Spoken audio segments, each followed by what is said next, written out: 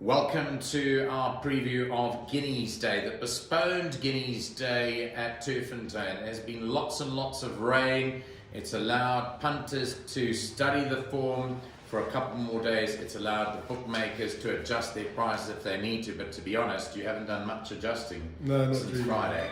Yeah. Just a little bit of money for a couple of horses, but we wanted to talk about the main feature race of the day. Lance Michael's with me from soccershop.bet. Lance, thanks as always for agreeing. Last time we did this, I think we were in Natal. We've just come back from Natal. Yes, correct. Holidays are over now. It's back to work. It's now uncertain. They seem like a distant memory. It does. It does. But it's good to be back. It's great to be back. So we want to talk about all the feature races on the day to see what you think and to see what there's been money for. Let's talk about the sprint race first. The Tommy Hotspur Stakes. It's race 5. It's over 1,000 meters.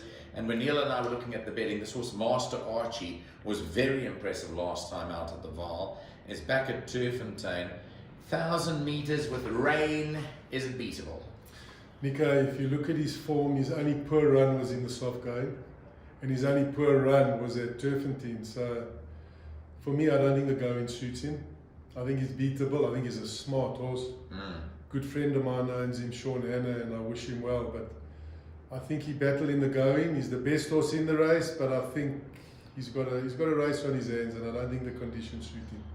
So outside of him, there's plenty that'll pick up the pieces here in terms of potential winners outside of him. What do you think?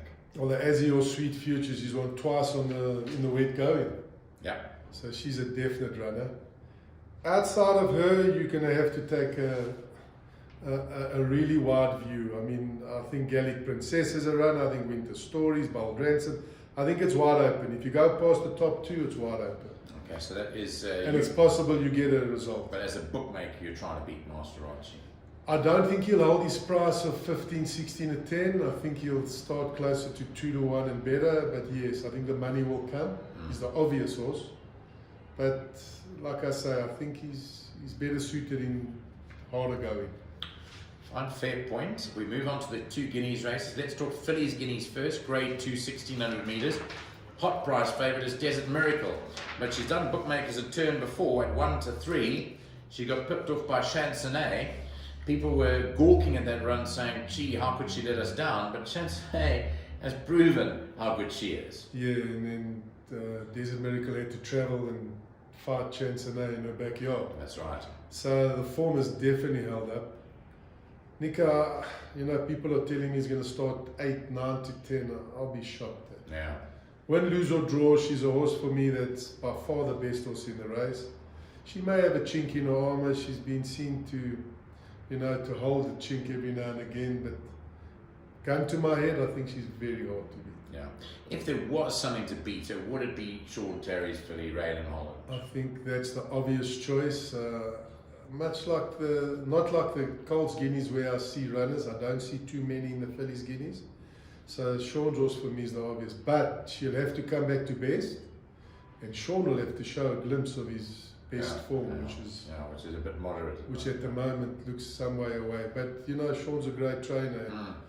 And, champions will always find their way back to the number 1 box, and she is a runner. Okay, that's the fillies Guineas. Then the Grade 2 World Sports Betting Karting Guineas, the Colts Guineas 1,600 meters. The question mark here about a lot of them is some of them. The distance is probably beyond them in terms of they're looking for shorter or have their best form over shorter. And others, like the Aragostas and Safe Passages of this world, Mike de Kock's on record as of saying that this is the minimum of their distance spectrum, that they're looking for a lot further than a mile. That's the race in a nutshell. You've got horses that are top of the betting market, Safe Passage and Aragosta, that for me need a lot further. I mean, Safe Passage is going for 5 in a row. Yeah. And I think he's a Derby and Classic horse, Classic and Derby horse. Aragosta for me is an absolute Classic and Derby horse. This is a really, really good race. I mean, I wouldn't be surprised if a 20 to 1 chance wins like Prince of Fire or Valdorcia I think this horse Out of the Darkness is absolutely special. So William Robertson run behind Majestic Mozart. And then Majestic Mozart won again. So I was telling Neil on our program that we did together, if you take the Majestic Mozart run purely on the face of it, He only got 1 kilo from Majestic Motor. He was way out at under the weight. and he ran up probably to about 114, which is 9 pounds higher than here, 105. So it puts him in the race. If you He's want, got a bad draw. if I had to back one of the favourites, would be him. But Yeah. the draw's a real factor. Yeah. But they're going to have to go 100 miles an hour for Aragosta to shape, in my opinion. Yeah. Because for me, he's the best horse in the race. Yeah. Just But takes a while to get going. Yes. Yeah. But if they go fast, if you can tell me that there's going to be a really quick pace, I tell you take the 6, 7 or 1 Aragosta, because that's what he's going to I start. don't think there's going to be a frenetic pace. Yeah. He can't start 4 to 1, Nico. Yeah. What about this Aussie horse Supreme Ore? Were you No. impressed last time? I was impressed. But basically, it gave. But look at the condition. Look at the Valdorcia gave conditions. it 9 kilos or something ridiculous. It's I mean, it could win in the sense that we don't know how good it is, and we could, after this race, look and say, sure, we have a possible star in our hands.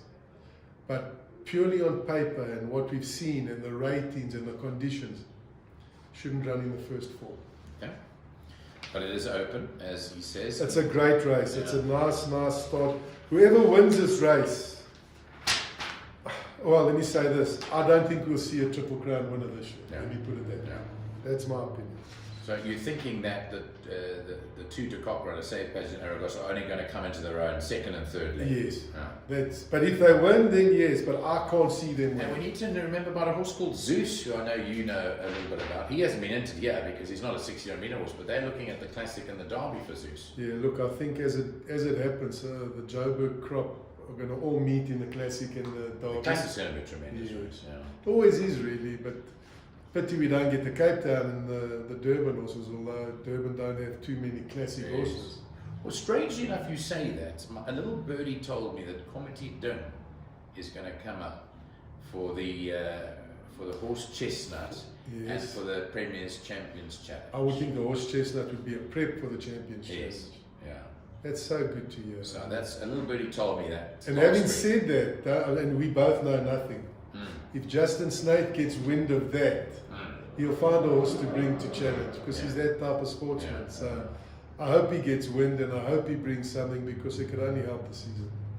Lance, as always, thanks very much for your support of Clocking the Gallop and your chat to us today. We wish you all the best for Tuesday evening. And we'll be here hopefully to talk to you about the Derby next. The Cape Derby's at the end of the month, and we'll chat about that. Another exciting race. So yes, thank you, Nico. Thanks for having me again, and always good to be part of the show. That's Clocking the Gallop with Lance Michael of Guineas Day.